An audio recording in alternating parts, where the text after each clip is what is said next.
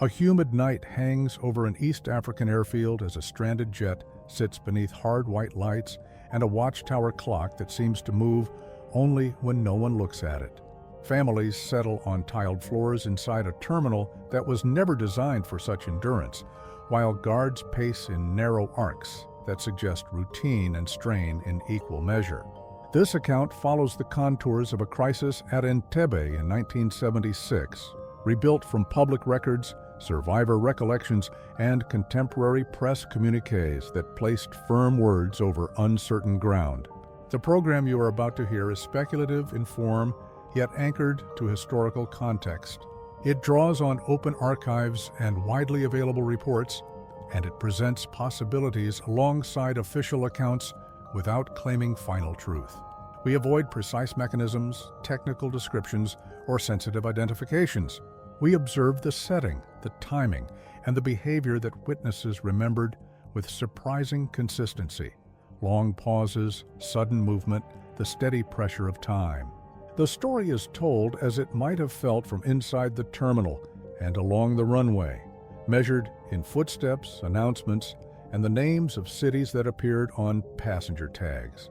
Certain moments are interpreted with caution, because fragments do not always agree. Where versions diverge, we indicate that divergence without choosing sides. The night is the frame, and the frame is enough. With that, we begin at the perimeter, where silence is not absence but policy, and where the line between watchfulness and permission proves difficult to draw. The airport's outer fence runs low, a skeletal outline against the dark lake beyond, and the runway stretches with a geometry that seems soothing only from the window of a commercial flight. On this night, the lights strike the concrete at sharp angles and leave long wedges of shadow where the eye expects relief. Inside the terminal, passengers turned hostages organize themselves into small islands around baggage carts and hard benches, counting personal items more for reassurance than inventory. The air smells of metal, warm plastic, and the faint sweetness of bottled drinks gone flat. A public address system coughs to life now and then, not to inform but to remind everyone that speech is monitored and movement is limited. Guards move in patterns that avoid the families, yet they never look far away. Their presence is near, like a constant draft under a badly fitted door. Time is kept by small markers. A wristwatch face glows and is covered. A child is given a biscuit, then another half. And the delay between the two becomes a unit of measure no less real than minutes. When conversation travels, it does so in controlled lines. The elderly are told to rest. Parents are told to keep children quiet. No one is told anything that would change the plan for the next 5 minutes. The official posture appears firm from a distance. The airfield is secured, entrances are controlled, and vehicles follow predictable paths. Yet the closer the eye gets, the more the posture resembles a performance that could end or continue without warning. A patrol truck approaches the terminal at a steady speed, then stops short of the door it has approached a dozen times already, as if the driver expects a different order but never receives it. The terminal's fluorescent lights buzz in a rhythm that covers whispers better than any guard's warning. Hostages speak softly about basic needs and next steps that cannot be taken. Eyewitnesses later mention that the most visible activity is not in the hall where families wait, but along peripheral corridors that connect storage rooms, offices, and a low annex that faces the apron. These corridors remain underlit, as if attention there would acknowledge a vulnerability. The aircraft itself sits at an angle that suggests it was placed rather than parked, nose slightly off the runway vector, tail toward the shadowed edge. Searchlights sweep the tarmac and then pause, as if light has become a ritual that substitutes for intervention. The impression, even to untrained observers, is that motion is choreographed for effect. Conversational fragments form, disperse, and reform around the simplest questions about who calls the next move. The answer changes with each sweep of light. On the diplomatic line, there are messages that sound firm enough to fill a communique. But inside the terminal, those same messages arrive as a shrug and a nod from a guard who has no reasons to offer. In later accounts, two types of documents will be cited with care. The first is a set of airport movement logs that list arrivals, departures, and refueling stops with a clinical lack of drama. These pages show an airfield that never sleeps and rarely explains itself. The second is a series of official statements from the host government, typed on heavy paper and read in measured tones, insisting on sovereignty and order. The logs speak in numbers and times, the statements in principles and pride, and the gap between them is where the night begins to hum.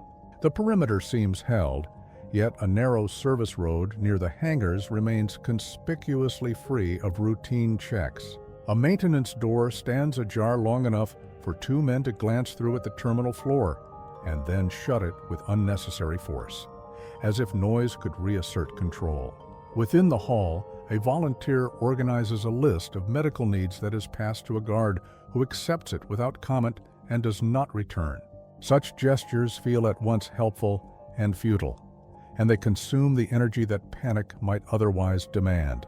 The children fall asleep, then wake, then sleep again, and each cycle is a reminder that life is continuing in a place where continuity is the only commodity more scarce than fresh air. An older passenger counts steps between pillars to memorize the space, not for escape but to own a small part of it. Across the apron, a tug idles briefly, then withdraws. Nothing is moved. Everything feels poised. What authority commands the stillness remains unclear, and yet the stillness holds, suggesting either confidence or calculation that cannot be seen from inside the hall. The truth, if it exists as a single thread, is not in the floodlights, but in the silence that gathers where the beam ends.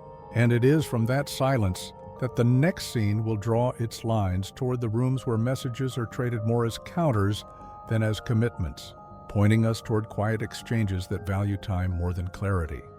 The first message that matters does not arrive with fanfare. It comes folded into a routine check and leaves without a signature. The content is simple enough to summarize on a scrap of paper. It asks for time or claims it has run out, depending on who reads it. Inside the terminal, this message appears as a brief change in posture. Guards relax their shoulders, then tighten their grips, while a small cluster of hostages glance at the door as if the hinges now contain the answer. Negotiations, as described in official summaries, proceed along clear tracks with named intermediaries and scheduled calls. In practice, the exchange is granular and cautious. Words are measured out like rationed items, and every phrase carries a condition that may or may not travel with it to the next room. The people who carry these messages are careful with tone, not because tone changes policy, but because tone preserves a working space where policy can stall without collapsing.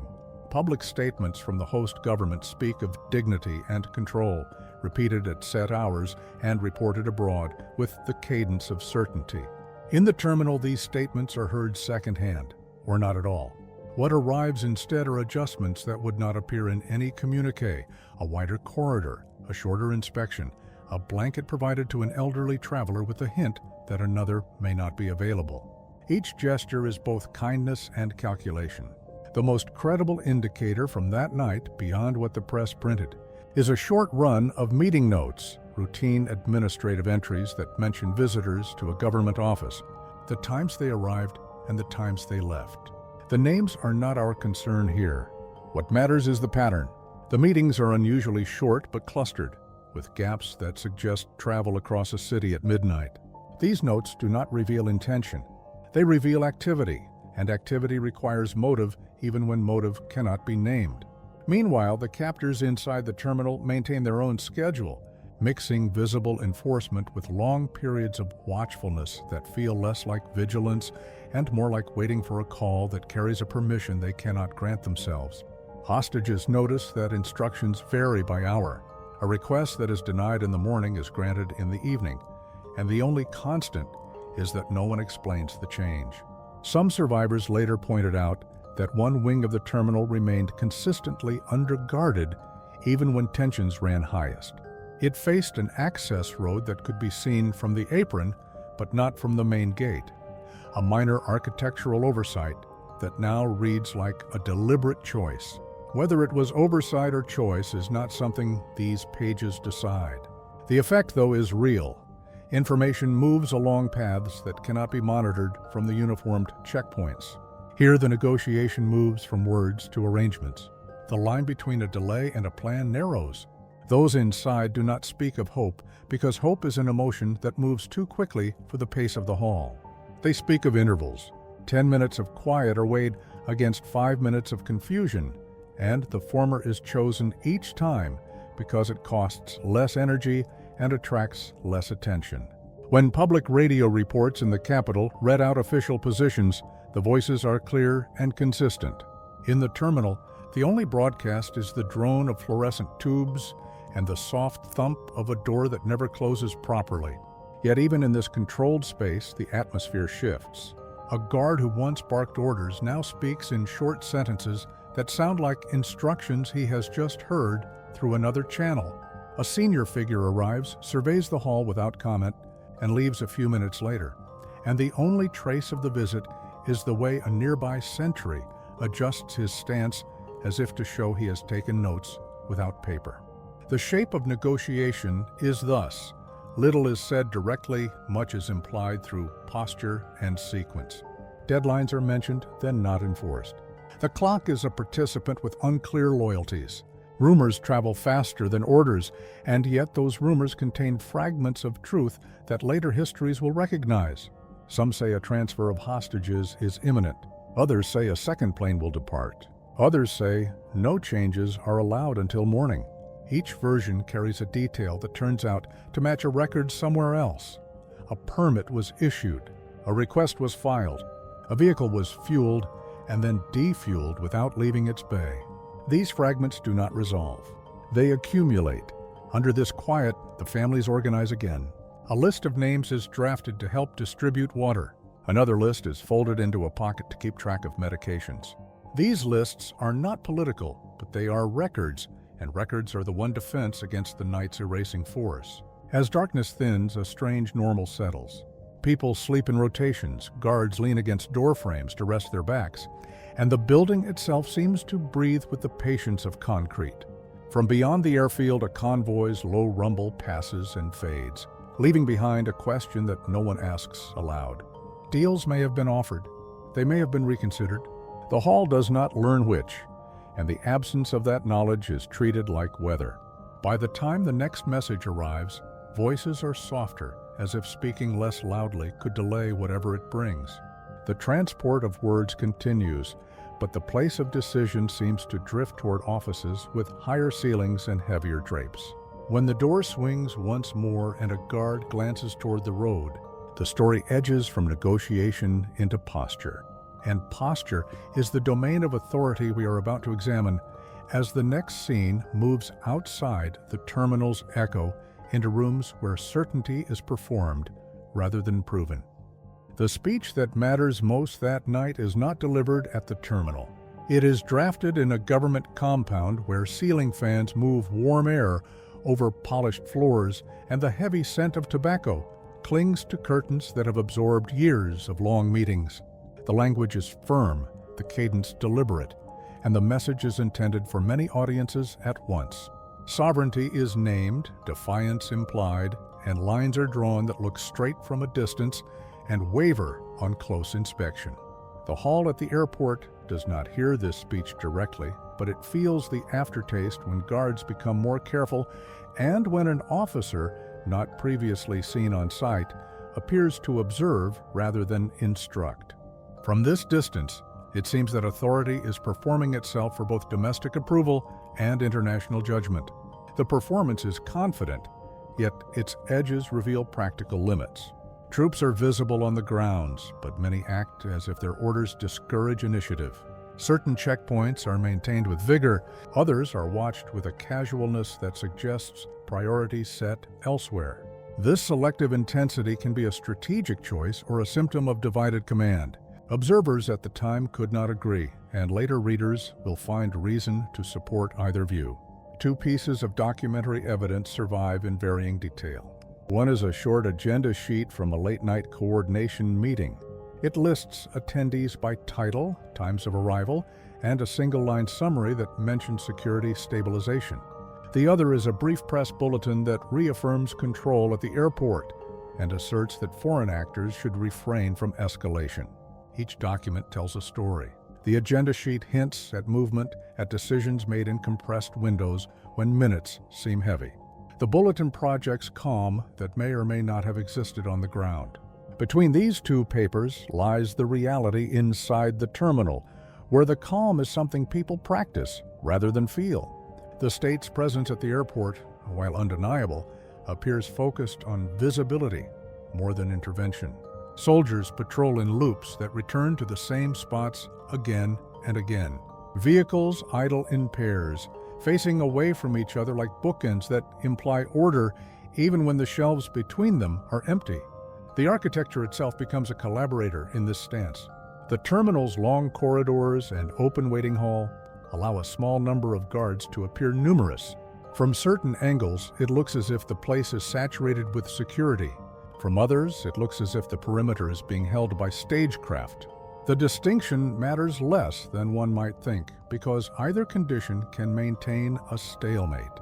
Hostages inside, already learning the building's language, register this dynamic without naming it. They move when told, stop when told, and study the smallest variations in routine for hints about the next hour. Confidence would demand decisive action. Caution would require layers of contingency.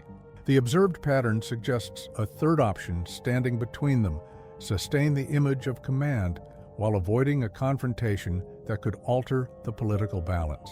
Meanwhile, beyond direct sight lines, air traffic continues in reduced form. A cargo plane descends and taxis to a remote stand, and for a moment the field looks like any night at a busy regional hub. The illusion passes when the terminal's main doors remain closed, and the hostages are not moved. In the compound, phones ring. Messages are repeated. The tone remains steady even as the content shifts slightly from certainty toward resilience. Authority here is not simply the power to act. It is the power to delay, to attend to many problems at once, and to insist that delay is policy. That choice can buy time for many actors on the board, and time has become the only currency that is not yet exhausted. Back at the airport, the line between host security and political theater blurs further when a senior uniformed figure arrives, walks the length of the hall, and departs without a word. His presence carries weight, yet it leaves no instruction. After he leaves, the same guard who received the hostages' medical list earlier returns it with a comment that the matter is under review. A review is not a refusal, but it is not an action either. The hall exerts patience as a survival skill. Even the captors who enforce the rules seem attuned to a signal they do not entirely control. Their orders come at irregular intervals, and their mood follows. At the edges of the airfield, a light in a distant building turns on and off twice, then remains dark. Such patterns invite interpretation, but they may say nothing. In the absence of confirmed meaning, people attach careful possibilities to them. As midnight tilts toward morning, a new posture takes hold. The airport no longer feels like a place awaiting resolution. It feels like a place curated to look busy while preparing for an outcome that will not be announced in advance. Inside the compound, papers are gathered into folders and locked away. At the terminal, a door is checked, then checked again, and a guard adjusts his belt as if preparing for a change he cannot describe. Where authority resides becomes the question that shapes everyone's next decision, even though no one will ask it directly. In this climate, the night becomes a hinge rather than a wall, and that hinge now begins to swing toward a deadline that has already passed once, carrying us from the rooms of managed certainty back to the waiting floor where schedules bend, and the next message will arrive late and without ceremony, pointing us toward the long hours that stretch beyond declared limits. The declared cutoff slides by with the quiet of a clock that no longer governs anything inside the terminal, and what follows is a period that feels thinner than night but not yet morning. People adjust belts and scarves to create a sense of order that the place does not provide. A guard loosens his boots and reties them as if marking a change of watch, though no whistle blows and no relief arrives. The building hums, a soft electrical tide that blocks the smallest sounds and lets only the largest cross the room. A volunteer folds a blanket into squares and then unfolds it again to keep the hands moving. These small disciplines fill the gap where certainty would normally sit. Official statements continue elsewhere, likely in rooms with framed portraits and cool water poured into thick glasses. The words sound confident when repeated by radio later, but in the terminal, they land as a feeling rather than as information. The feeling is that things are held together by routine and posture. The declared deadline has slipped, yet punishment does not follow. That absence registers as an event of its own. People note it without making meaning, because meaning here is expensive. Instead, they acknowledge a fact. The night remains and no one is allowed to say why.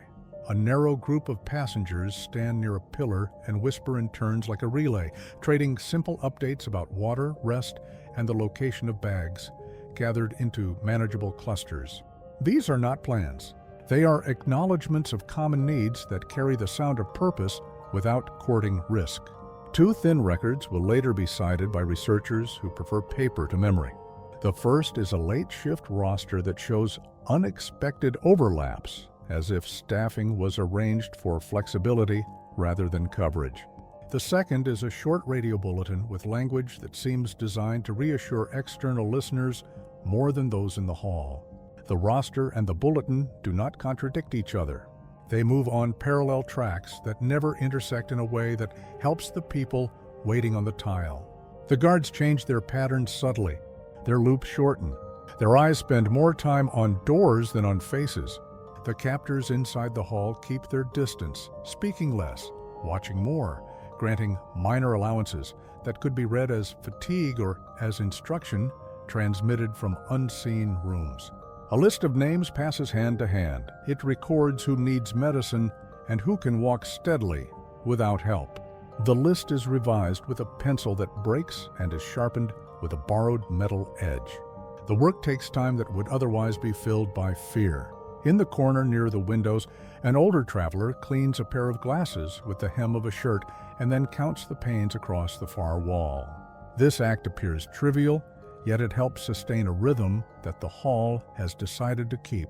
Outside, the runway remains clear, though a set of vehicles has been parked in a configuration that suggests a plan or the desire to look like one.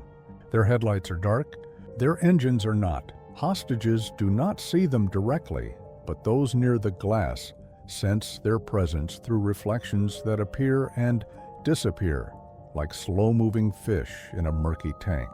The sound arrives a second later, dull and certain, then stops. A door opens in an adjacent corridor, and a figure in a different uniform steps through, surveys the room, and returns the way he came. This happens twice within an hour. It may signal a shift in authority, or may simply be a tour of inspection conducted for internal audiences. Without explanation, the event becomes a line item in private mental ledgers kept by the people who have already begun to memorize the night. The hours that follow are organized by procedures that are not named aloud. People are moved a short distance, then returned. A group is asked to sit along a wall, then allowed to stand. Each adjustment feels like a test of elasticity, not an act of resolve. The building cooperates by offering long sightlines that allow control with minimal manpower. It also offers blind corners that a careful observer might value for a different reason, though few are inclined to test them. Hunger becomes a quiet creature that sits next to thirst and does not argue. Parents ration the last sweet items to keep children from crying. The guards accept this act because it serves everyone. The captors distribute nothing of their own, which tells a story about supply that cannot be verified. The nearby offices continue their calls. If paper exists for those calls, it will surface later as meeting notes with polite verbs and guarded nouns. For now, the evidence on the floor is enough. Postures change without the tone of the room changing with them. The public face of the crisis remains firm and steady. The private management of the scene prefers delay and display to force and consequence. A whispered claim moves through the hall that a transfer will happen at dawn. It gains weight not from a source, but from repetition. When 7 people whisper the same thing in sequence, it begins to sound like a plan, even when it is not. No one challenges the rumor. No one builds on it. Everyone lets it hover as a possibility that costs nothing to keep. The night shortens. The fluorescent buzz lifts a half step as if voltage had a circadian mood. One guard rubs his temples and checks the time against a wall clock that has gained a minute. Another adjusts a strap, checks the same clock, and then checks the door. These gestures feel practiced, yet the synchronized glance at the door is new. It reads like a question asked by posture rather than voice. A child wakes and asks for water in a tone that ignores crisis. A parent provides a small sip and a smile that is not quite convincing. A younger traveler offers gum as a substitute for food. The offer is accepted with thanks and placed in a pocket for later. Small etiquette remains, and that is proof of something few would venture to claim. Beyond the glass, the air moves. It carries faint noise from a distant bay, where a maintenance crew worked early in the evening and has not returned. A worker's jacket hangs on a peg. It has hung there for hours and will hang there for many more. The image is steady and unhelpful. Inside, a hush deepens that is not natural. It is the hush of people waiting for an action announced nowhere but felt everywhere. The hall narrows around the expectation, and the expectation does not break. When it does, it will break all at once. For now, a single phrase threads the room like a wire. Be ready to move when told, and do not ask why. The next scene begins with a sound that clears the air like a signal, long rehearsed elsewhere, leading us from the weight of missed deadlines to the rupture that turns the hall from a waiting room into a corridor of exits measured in heartbeats. The first sharp sound arrives without echo, a clean crack that convinces the ears before the mind can attach a name. And the terminal converts from suspended time to movement in a handful of seconds that feel both long and exact. Lights that had washed the room in a steady glare flare brighter, then dim, then steady again, as if someone has lifted and replaced a hand on the switch.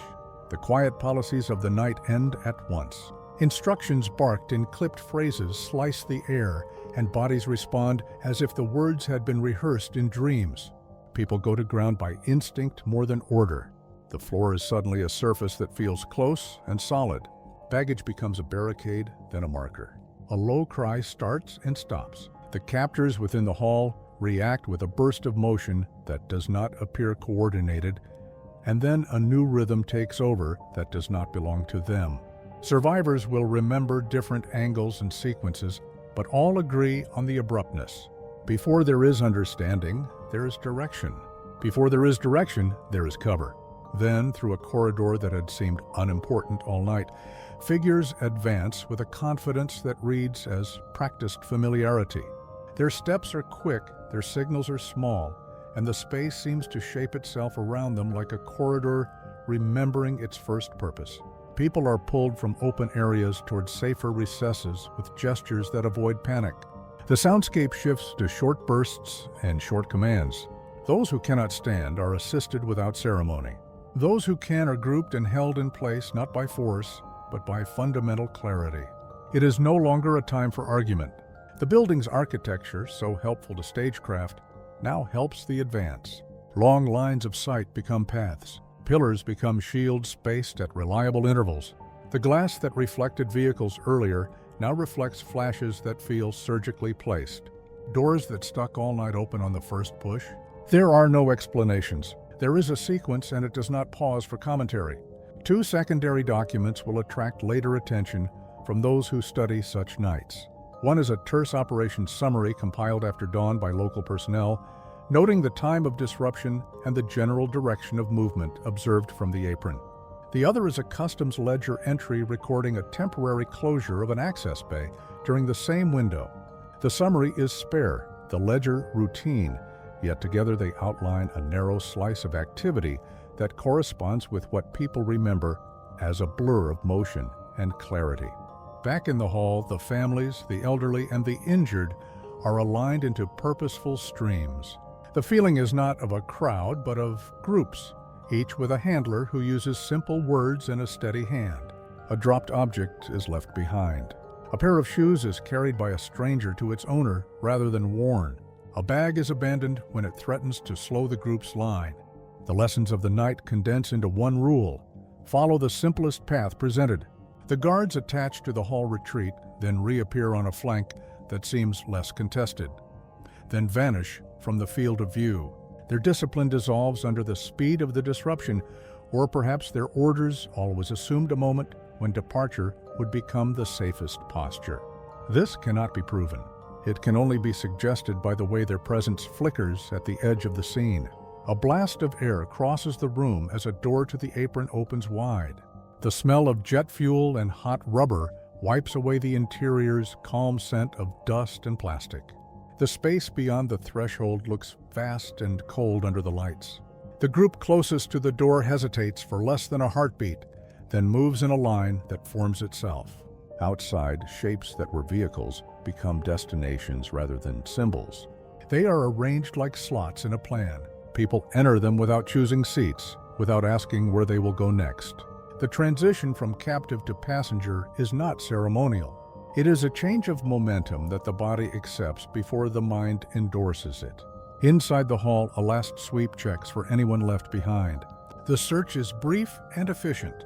A name is called in a whisper rather than a shout. A hand signals. A figure rises from behind a pillar. The group contracts and moves. The night resists by offering confusion at the periphery, yet the center stays clean. That is how survivors will describe it. The center was clean. The periphery was noise. Across the apron, a light flares, and someone yells an instruction that points left when the group needs to go right. The handler corrects with the smallest motion, and the line bends without losing pace. Far away, a vehicle engine revs too long and then chokes back to idle. It does not matter. The nearest path holds. The door that had stuck before does not stick now. The threshold gives way. Outside air wraps every face and hands find each other. There are no names exchanged. There is only pressure and movement. Inside the vehicles, the acoustics change. The room's echo is replaced by a tighter envelope of sound that gives commands more speed. The doors close with a sound that feels like punctuation rather than drama. A count is taken, not by name, but by rows and heads. A missing figure is noted and then found. A second is moved forward to a seat that allows a leg to extend. A third is placed by a window to keep them calm. Through the glass, the terminal recedes by inches and then by yards. The building does not change its face. It remains blank and bright. Its secrets remain where they were. A new sequence begins on the apron as the vehicles move toward a point that has been prepared in silence and held in reserve until the signal. The wheels bump over joins in the concrete, and each bump counts like a step across a threshold. The hall is behind. Ahead lies a moment shaped by procedures that are not described here. The night has broken. The exit is underway, and the next scene will find us at the edge of the field, where departure becomes the only argument that matters, carrying us toward first light and the hard choices that morning demands without ceremony. The runway breathes in long, shallow drafts as vehicles align at a point of transfer that looks ordinary to anyone who does not understand the hour. The air holds a coolness that did not exist earlier, and with it, a focus that sets the tone for the last compressed stage. People move in coordinated segments now, guided into positions where the next step is obvious even to those who can barely stand. The night has been a classroom for clarity, and the lesson applies itself without drama. The larger field remains quiet beyond a few fixed lights that throw flat white pools across the concrete. Distant structures look painted onto the dark, like set pieces that will be struck before noon. Engines wait. Doors open. An order is given in a voice that does not rise above the hum and yet fills the space with enough authority to hold a line steady against the pull of fear. Groups pass through a narrow gully of light between vehicles and shelter and emerge into a controlled zone where count and placement matter more than speed. People who know the field by profession stand at key points and indicate direction with simple gestures that require no language. An elderly traveler receives an arm to lean on. A child is carried rather than coaxed to walk. The movements are almost quiet enough to be mistaken for routine. It is not routine, and yet routine is the disguise that keeps it from attracting the wrong reaction. At the terminal, figures appear at windows and then vanish. They do not interfere. They do not assist. They exist as shadows on glass, recorded by no one except the tired eyes that have learned to disregard anything that does not change the next step. 2 written traces from this phase will occupy later discussions among those who prefer verifiable fragments over recollected arcs. One is a ground operations note that lists a brief closure of a taxi segment during the relevant minutes. The other is a short field report drafted after sunrise mentioning orderly movement at the remote stand and the absence of expected interference. Neither document is rich in detail. Both confirm a kind of alignment between intention and circumstance that the people on the concrete could feel in their bones. Boarding in this setting is a series of controlled invitations. A hand opens, a foot rises, a body steps across a threshold that has been earned in silence. Seats receive weight. Belts are drawn not for comfort, but for the promise of continued motion. A head rests back against a surface that is blessedly familiar. The air changes again, denser with recycled breath and the faint scent of fabric warmed by human presence.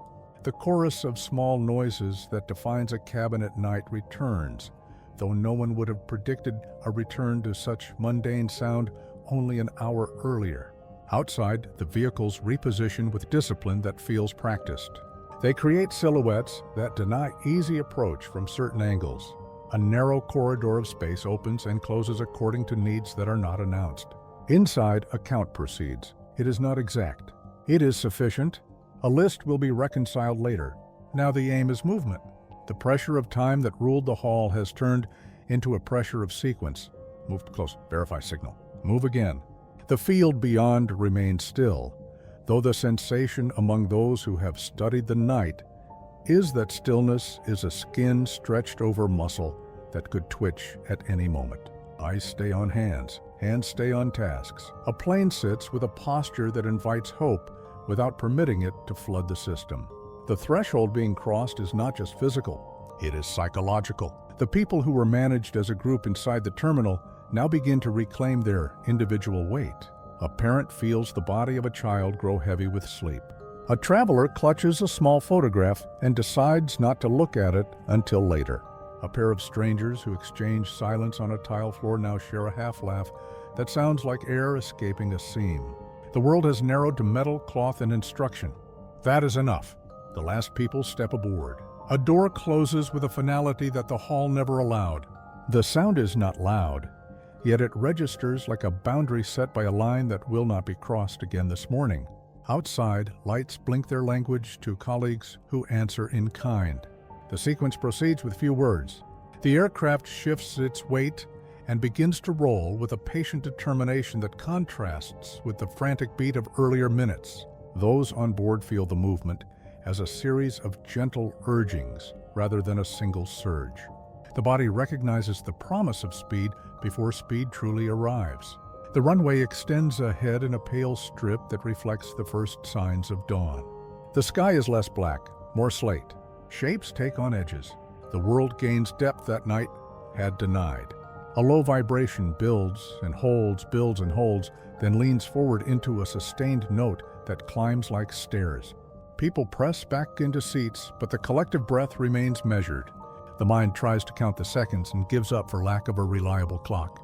The wheels leave the surface. The field tilts away. The ground loses its authority over the story, and gravity enters a contract that favors departure. The lights of the airfield step back until they resemble a handful of beads dropped on dark cloth. Inside, the cabin remains sober. There are no cheers, only quiet acknowledgments that this phase has been reached. A crew member moves through the aisle with calm hands and index finger counts that double-check what the mind already knows. Window shades stay halfway. The child sleeps. The elderly traveler closes the eyes and holds a hand that is not family but is steady. The horizon brightens enough to show the lake as a strip of metal. The plane keeps its line. There is no looking back through the tail. There is only the slow advance of dawn, which gives faces shape again and turns fear into a thing that can be described rather than inhabited. Those who will later write the records of this flight will do so with caution and restraint. They will avoid claims that cannot be supported by paper. They will rely on logs, manifests, and a modest field report that mentions the hour, the weather, and the orderly manner of departure. The rest will live where such nights always live, in the narrow pocket between collective memory and documented fact. The important thing in this moment is motion, and motion is present, guiding us toward the morning statements that will try to shape meaning from what has occurred while leaving open the questions that cannot be closed by press language or schedules. And that is where the next and final segment will hold us before it releases us back to a day that still looks like night in the mirrors of those who were there. By morning, the airfield returns to the habit of routine, yet the residue of the night remains in marks on walls and tired eyes that do not reflect the sun at first glance. Offices produce statements that sound balanced and resolved. They speak of authority, of control, of outcomes achieved in the national interest. These statements carry weight because paper carries weight, and schedules must be met even when events have outpaced them. At the same time, fragments circulate that complicate the official tone. A short operations note mentions unusual traffic near a remote stand. A meeting agenda from the night lists attendees who did not often share a table. These are not accusations. They are details. They suggest a choreography under the visible one, a pattern of permission and restraint that cannot be drawn neatly on a map or assigned to a single desk.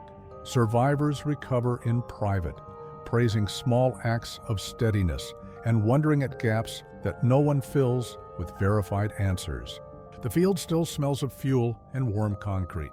A worker finds a blanket in a corner and folds it with care, then places it on a chair as if to reserve a seat for a person who has already departed.